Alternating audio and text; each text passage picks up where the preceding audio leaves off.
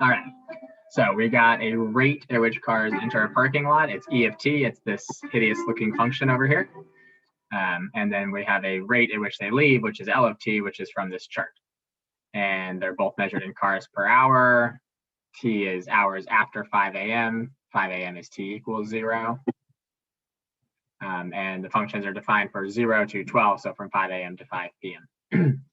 We want to know what is the rate of change of E of t at t equals 7. Well, the rate of change of E is just its derivative, so that should be E prime of 7. Your calculator will tell you what the value for the derivative of this function is at 7. So if this was, the AP test, you'd just write E prime of 7 is 6.164924, I believe is what it came out to be. Easy enough for that one. And they want units. So our units are cars per hour. So cars per hour squared, because this is taking the derivative with respect to t. T is measured in hours, and the function itself was already in cars per hour. Easy enough. I hope. Oh, good. All right, how many cars enter the parking lot from t equals 0 to t equals 12? This is what's normally part A for most of the rate questions, but all we need to do to figure out how many cars enter is just integrate the rate at which they enter over the time period. So we'll just integrate E of t from 0 to 12 and give your answer to the nearest whole number.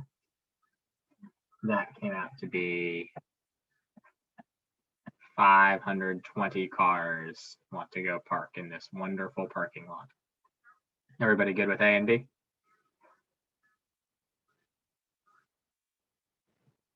Yeah.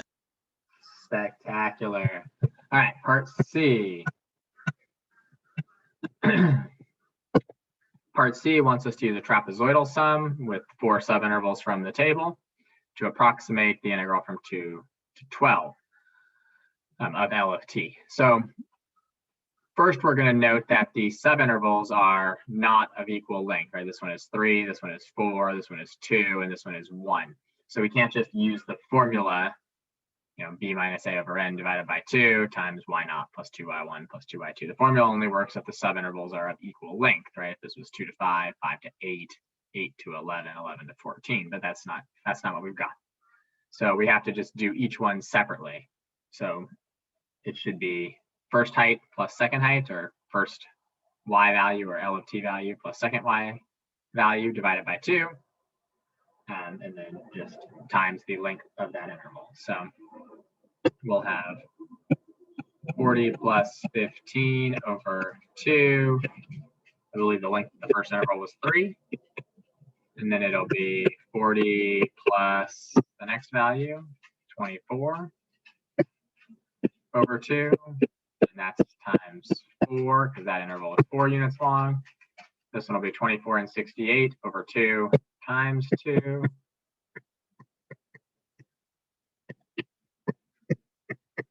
And then the last one will be 68 plus 18 over 2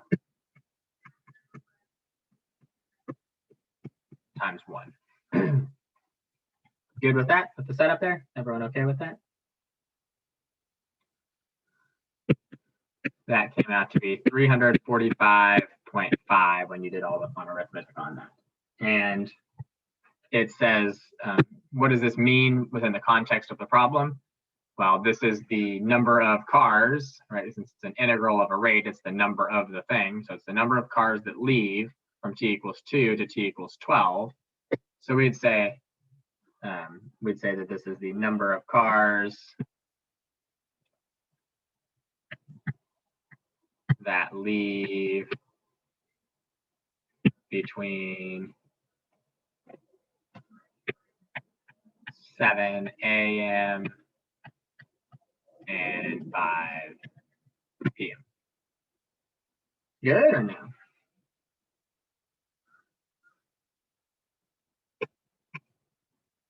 A, B, and C there, I think, were pretty straightforward. Oh, I haven't been giving you the point values for each of these, have I? First one was just worth 1 point. Second one was worth 2 points, 1 for setting it up and 1 for getting the answer. Third one was worth 3 points, 1 for setting up the sum, 1 for correctly evaluating the sum, and 1 for your explanation. Any questions on A, B, or C?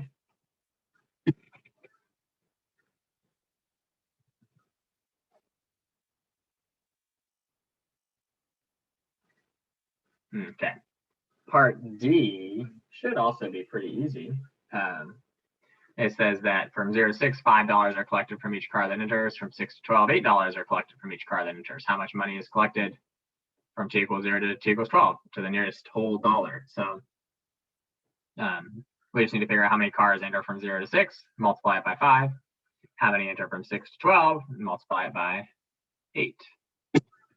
So this should be an integral from 0 to 6 times 5 of e of t dt plus 8 times an integral from 6 to 12 of e of t dt. It's got nothing to do with the number of cars that leave, just with the cars that enter. This comes out to be, to the nearest dollar, $3,530.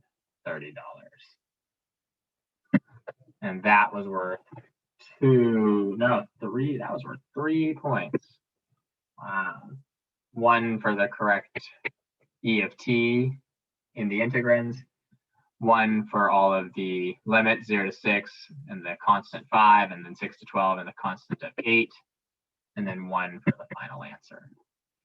I feel like that was a pretty easy one. If you were to get that one on June 9th, that'd be lucky. That'd be a nice, easy rate problem. What do you guys think? Yeah? Yeah. Yeah, that'd be good. All right. And then we got this nice little area one. So we got multiple functions. We got f of x, we got g of x, we got g of x squared. And we've got 3 different regions. We got S, we got R, and we got T. They tell us what f of x is. Doesn't look like they tell us what g of x is. Just we know that it's continuous and decreasing from 0 to 3 with g of 3 equal to 0. They give us the area of region R. So we'll indicate that here. This is 3.24125. And then, yeah, S is the region between F and G. All that is good. And then they tell us the area of region region T is 5.32021. Then they want us to find the area of region S. So the area of region S ought to be the area from 0 to 3 underneath f of x minus 3.24125. You all agree with that? I hope. Part A ought to be the integral from 0 to 3 of f of x minus 3.24125.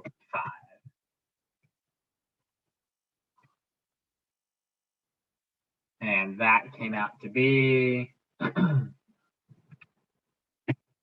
4.920.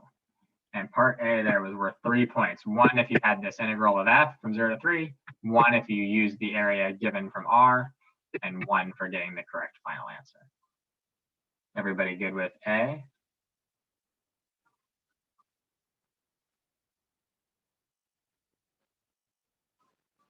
Yes. Oh, wonderful. All right. Part B.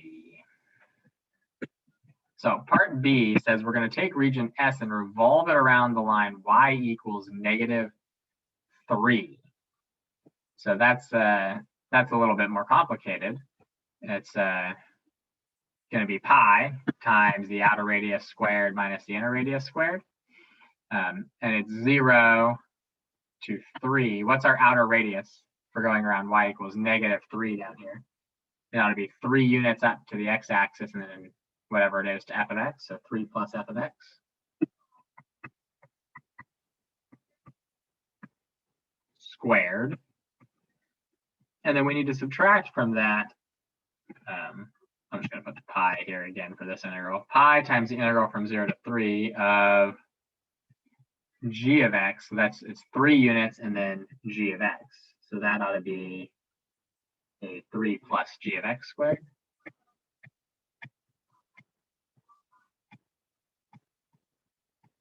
And this first one should be relatively straightforward for us to evaluate on our calculator, right? We can just type in 3 plus this function for f of x and then squared and integrate it from 0 to 3 and multiply by pi. The second one, and I think what I'm going to do is I'm going to write the pi outside of everything. So pi times the whole thing here. And I'm just going to, since I don't know the exact value of this offhand, I'm just going to rewrite that integral. This one, we're going to have to distribute out what's inside of there. So this is the integral from 0 to 3 of 9 plus 6g of x plus g of x squared. Everybody good with that?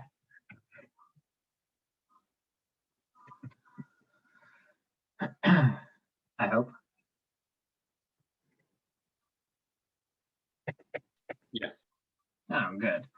Which should then give us pi times this integral still from 0 to 3 of 3 plus f of x squared minus, let's see, the first piece of this is just 9x from 0 to 3.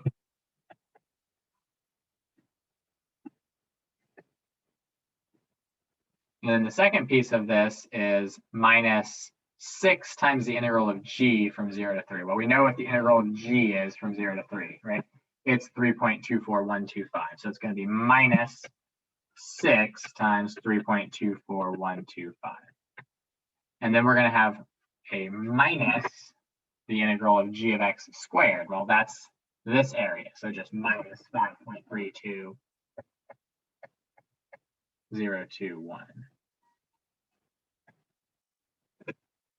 Obviously, this 9x one is just 27. And then the value for the integral from 0 to 3 of f of x plus 3 squared, you'll get from your calculator. You'll multiply it all by pi. And this comes out to be 156.263709.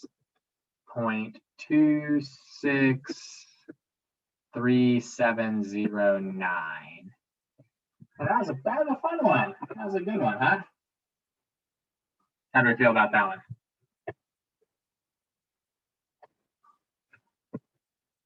Feel like they should have given you a lot of points for that one? 1 point for the correct initial setup. Well, actually, yeah, 1 point for the initial setup. Actually, no, I think what it says, it's hard to say. It says form of integrand and integrand. So 1 point, I would say, is 3 plus f of x squared and 3 plus g of x squared. And the other point is 0 to 3, 0 to 3, and pi is in front of it all. So I'm just going to call that setup 2 points.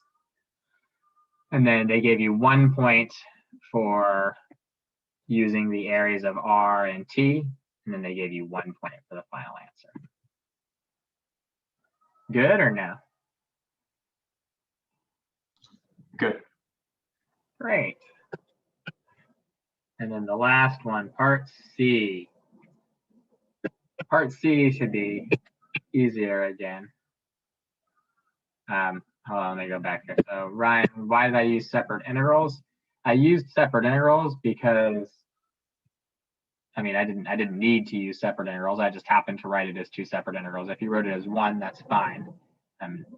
But I wrote it as 2 separate ones because I knew that I was going to be able to evaluate this one using my calculator, but this one, since I don't know what the function g of x is, I just pushed that one off to the side separately and dealt with it using the areas that were given to us. Since we weren't actually going to integrate g, we were just going to use the given values. That's the only reason I wrote it as 2. You could have written it all out as 1 at the beginning. It just sort of convolutes things at the end when you're trying to simplify it down. But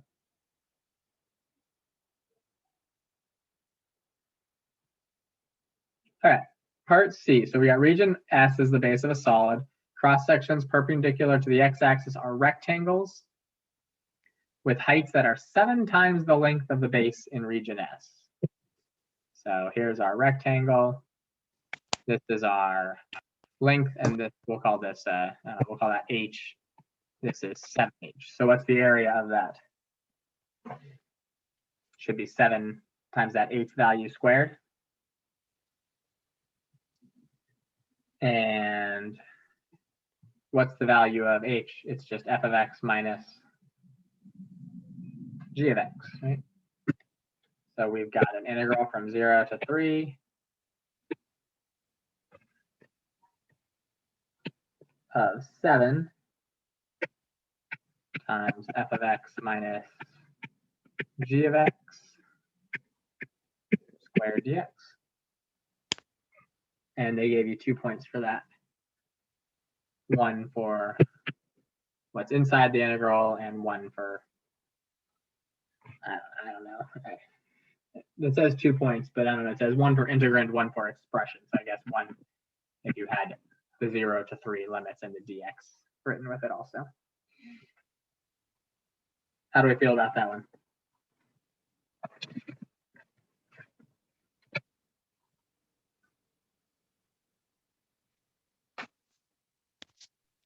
Okay, pretty good. All right. I'll take okay, pretty good.